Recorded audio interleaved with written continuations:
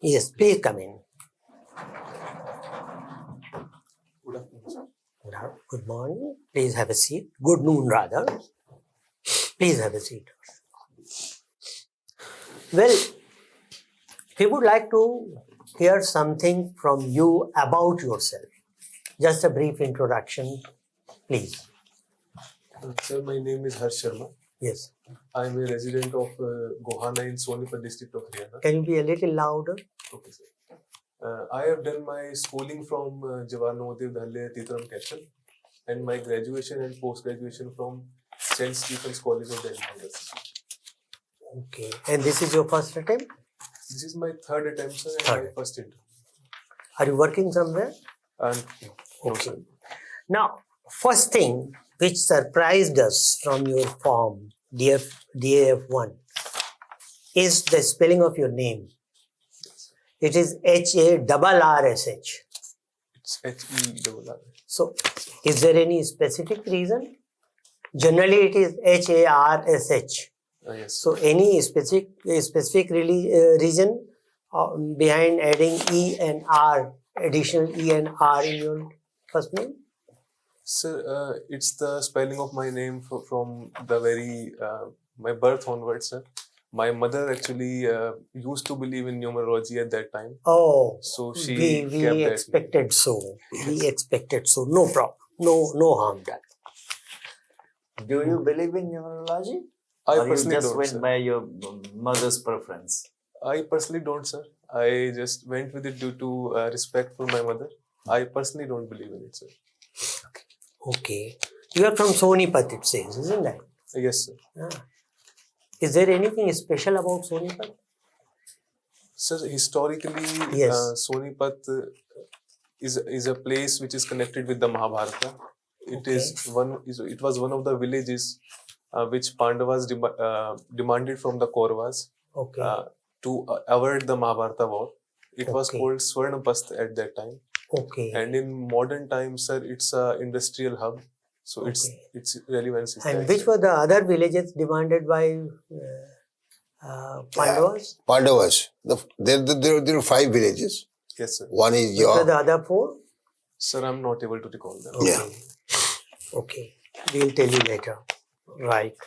And then, Hersh, we come to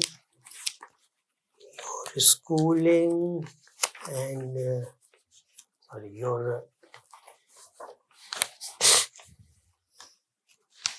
you are a Stephanian. Yes. You are from the college, isn't that? That is how Stephanians address the college. Now, your hobbies, university, state, national level, awards or prizes. You participated in the 20th National Youth Parliament competition in 2016-17. Did you win any award or any prize in that? Sir, no, I didn't. So you represented your school. Yes, sir, I did. Okay. Now you were a member of the school cricket team in the high school. Yes, sir, I was. After that, you left playing cricket, or what happened? Sir, after that, I started focusing more on my studies, and in college, I didn't really had the time to participate in it, sir. Okay, so after that, no cricket at all, or just occasionally?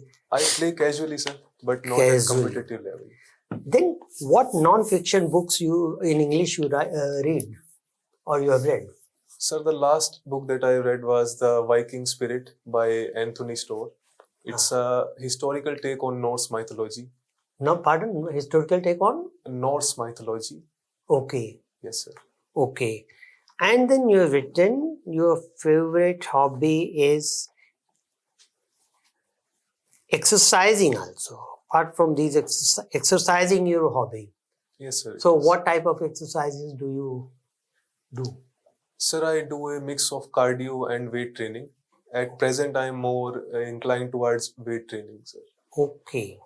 Okay. Now, again, very, very interesting thing about you. You are also interested in playing musical instruments Which musical instrument? Sir, I play the guitar, and I am Guitar. also very beginner level of pianist. Okay. But mainly guitar, sir. But I'm learning piano at the moment. Is the piano classes available in Sonipat? Sir, I've been in Delhi for Delhi, a while, sir. I So attended- guitar, which guitar? Electric or Sir, acoustic guitar. acoustic? Yes, sir. Okay. And last question from me is, which other languages have you learned? Sir, I know Hindi, English, a little bit of Telugu, Spanish, and a very beginner level of Portuguese. A little bit of Telugu. Yes, How sir. come you learned Telugu? Any specific reason behind choosing a particular language? Sir, it was a policy of my school. Sir, I am from JNV. Okay. So we are taught a different language of our country from where the migration policy of our school is connected. So in my school, it was Andhra Pradesh. So we learned Telugu from 6th to 9th class, sir. And Spanish? Sir, Spanish I learned out of interest. So how- recently, sir? How fluent you are in Spanish? Sir, I have done the beginner level course in Spanish. Oh, you've done that. Yes, sir. Very good. So, Mr. Hersh, your mother, a believer in numerology, she has named a very differently your name. Now, actually, since you are from Haryana, have you heard the name of Colonel Chotelal? Sorry, sir, I have not. You have not heard his name. So, as far as Haryana is concerned, Haryana is a very diverse geography. I mean, there are some desert areas, some the plain areas. Why is this? Sir, it's predominantly a plain area, sir, due to it being situated in the foothills of Himalaya. And the sediments, historically, the sediments that the Ganga and the Yamuna river brought with itself, it created the plains. But how the deserts? How the deserts? I'm just saying nearer. Why? Why the desert development? Sir, the desert area is situated in those districts which border with Rajasthan, that are near the Aravallis, and the extension of Thar. Now, I want to know the reason. What have you been able to just explain why this is there? Sir, it's due to the fact that it's located close to the Thar desert, sir. These regions. Oh, okay. Achha, Panipat is in your state. Yes, sir. Why Panipat is so famous? Sir, first of all, historically, the three great battles were fought. No, but I want to know why the battles were only in Panipat. There were 3 battles. There were other places, and why the battles were not taken place in other places, only in Panipat. Sir, first reason is the geography of the area. Panipat presents a very plainy area where the kingdoms that were situated in Delhi and who faced the invaders coming mainly from northwest took the battles away from the capital in the plainy area, sir. But then why Akbar and Hemu fought in... Hemu was not an invader, or Akbar was not an invader. Why they fought that war in Panipat? Sir, that's connected to the second reason, sir. Due to being a plainy area, sir, the cavalry movement was it was favorable for the cavalry movement, sir. Achha, can you tell me something about Hemu? Who was he, and to which caste he belonged, and how he just could become such a powerful person? Anything? Sir, Hemu Vikramaditya belonged to the modern Rewari district of Haryana, now Rewari. Yeah. He was the Prime Minister of Adil Shah Suri, Yeah. and he rose to prominence under his service.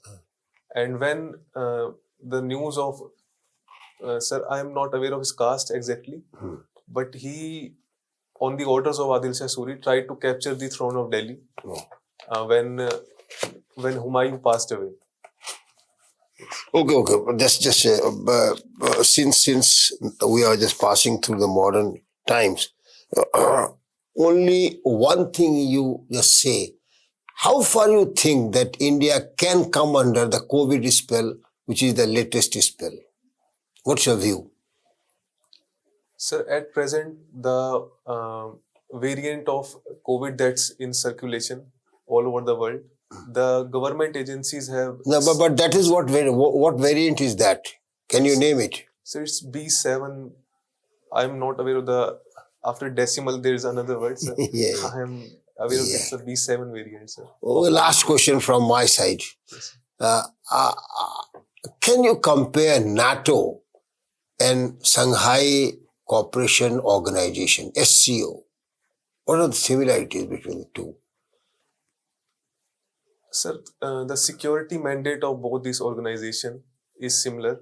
Both are focused on averting the forces such as terrorism and other such disruptive forces, which are. Do you think that Shanghai Cooperation Organization is a military organization? Sir, it's not a military organization, but its mandate includes security, which is also a focus of NATO. But NATO is a military alliance, while Shanghai Cooperation Organization is a multilateral institution for this Okay, reason. thank you. Sir. Meaning there were, if the in the SCO, if it is the security issue also protecting each other's security. So India and China both are the members of the SCO. And so do you mean to say that China won't attack on India, or it won't be aggressive towards India by virtue of this treaty, by virtue of this organization? Sir, since the mandate of the organizations remains voluntary, it's not in the form of a military alliance. So, due to that reason, China won't be bound by that logic. But the principles of SCO include that the members should focus on counter-terrorism, etc., in each other's territories too, because of them being situated in the same region. But no, sir, China won't be stopped by only the mandate of SCO due to it being voluntary. Since you are from Haryana, so you will be familiar with the rural part of our country also.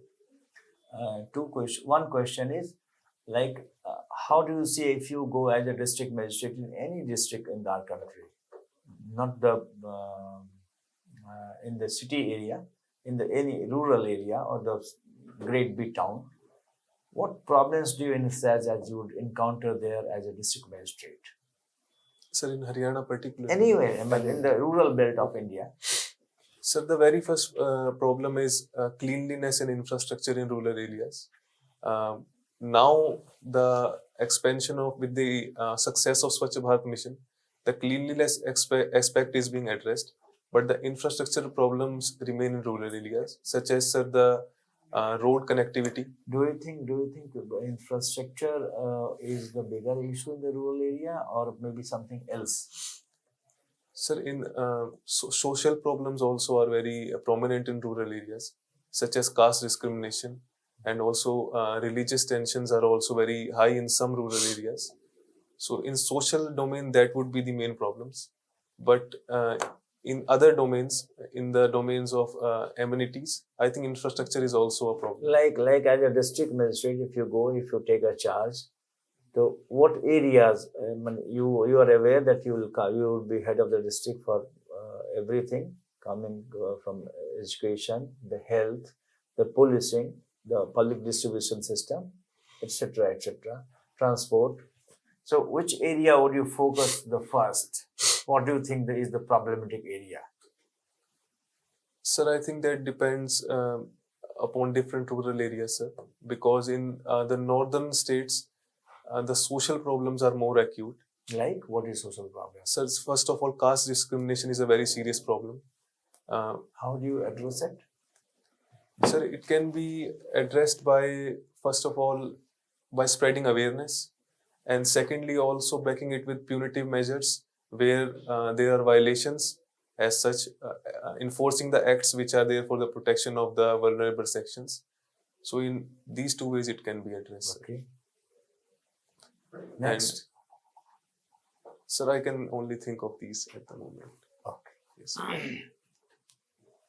If you are the SP of a district, again coming back to if you get into the IPS, SP of a district, what should be your priority area? How do you propose to ensure a good policing for your district? Sir, first of all, I would focus on making the police more accessible to change that perception due to which people don't approach the police freely. So first step would be that. Secondly, I will especially pay focus to the security of women in my district, because that's also a very problematic area in most of the cities in India. And thirdly, sir, I will focus on overall law and order situation of the district and identify those areas which require priority attention, which may vary from district to district, sir. You have been in the city of Delhi. What is three most important issues you probably feel? You have been in St. Stephen's College for almost close to 4 years, 5 years, I guess. Yes, sir. And you are preparing for your civil services. What is the biggest problem the city of Delhi is facing as of now, from a civilian commoner's point of view? Sir, I think, but I've experienced personally, I think traffic congestion and ill planning is the most prominent issue in Delhi.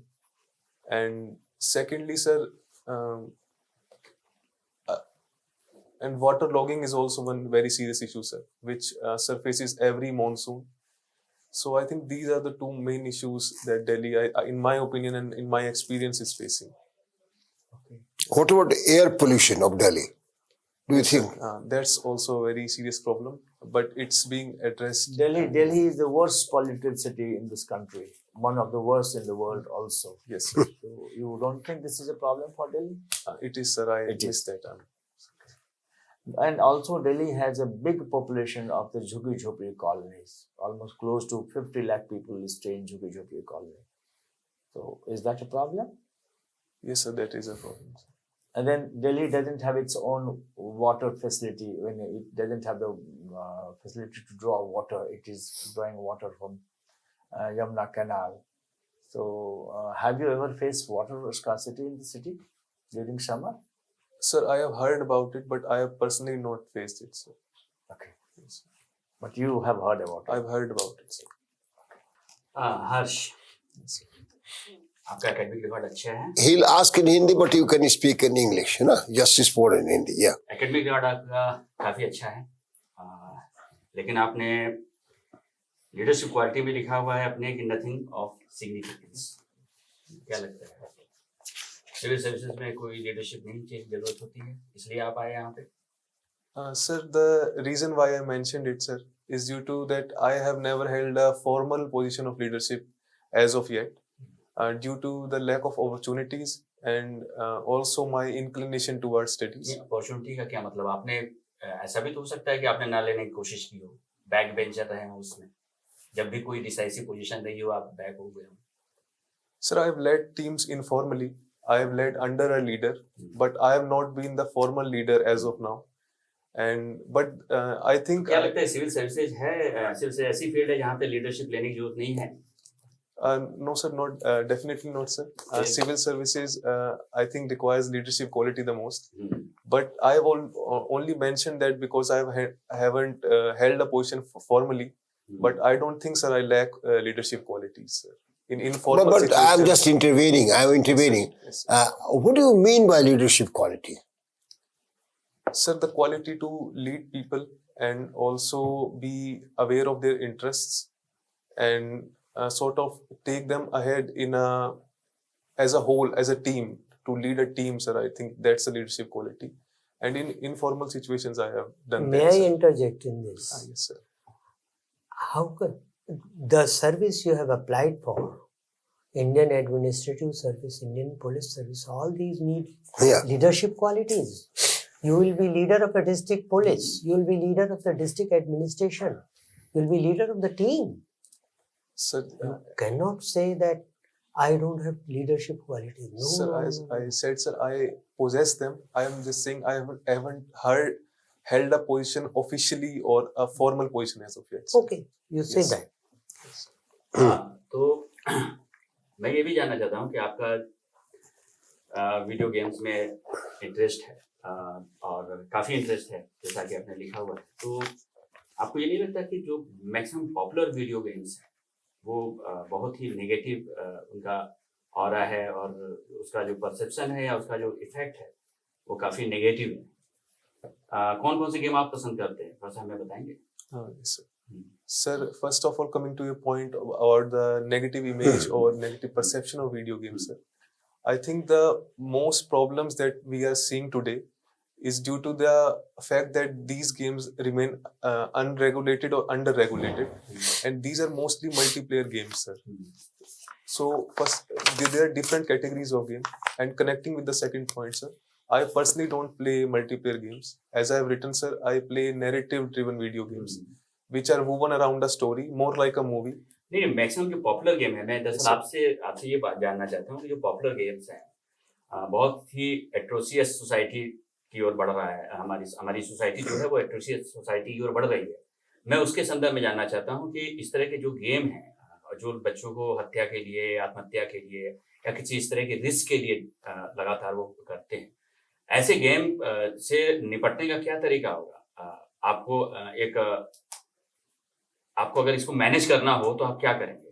क्योंकि सरकार तो manage नहीं कर पा रही है आपके अनुसार, अगर कहा जाए तो जो दिख रहा है, या फिर सिस्टम ही, या फिर जो इसके लिए ऑफिसर्स हैं वो उसको मैनेज नहीं कर पा रहे हैं। आपको क्या लगता है कहाँ कमजोरी है और क्यों नहीं मैनेज हो पा रहे? Games like PUBG and others. Yes, sir. So games like PUBG fall in the category of multiplayer games, sir, in which first of all the objectives are very not clearly defined. They only promote violence for the sake of violence. They don't give player a reason to do that. So I think that creates a first of all negative perception. And secondly, sir, to properly regulate them, sir, there are international standards in place. There are PEGI rules, which in the West most of games are so it's sort of a censor board sort of a thing, which rates game for appropriate ages. There are various ratings like fine for 3+ or 18+. So, sir, most of these games are actually 18+. But the problem is when parents also are not paying attention that which games their children are playing. Games like PUBG are actually 18+ games, but they have been made very easily accessible to the children.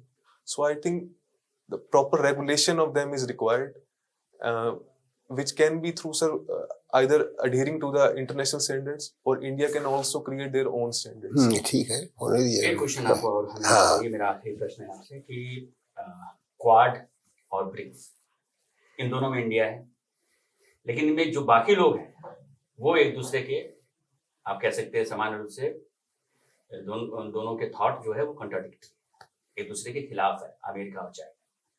ऐसे में India क्या इन दोनों में रहते हुए अपने interest को fulfil कर सकता है, और कर सकता है तो उसको कौन सा, क्या आपको ये नहीं लगता कि उसे नैम के पूरे कॉन्सेप्ट को लेके ही फुलफिल करना होगा? Yes, sir. So as you said that their objectives are very conflicting and due to the composition of their memberships. So, sir, India can fulfill its objectives being a member of both, as India's historical doctrine of foreign policy has been strategic autonomy, and these two blocks actually provide a very good opportunity for that, because it stops India from being identified as a member of either bloc or a former alliance as such. India can stick to multilateralism through these blocks, sir. And the mandate of these blocks are also very different. नहीं, मेरा question है कि क्या interest India के सर्व होंगे आज के scenario में?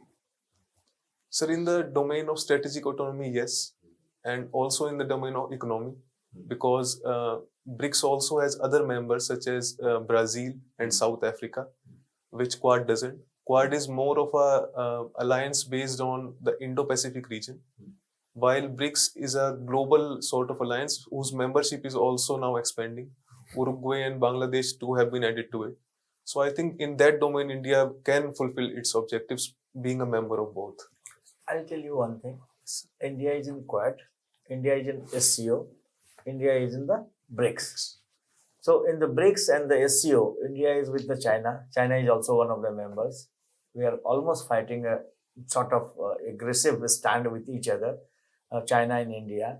And Quad is purposely only to counter China in the Indian Ocean or in the oceanic power, in the naval power.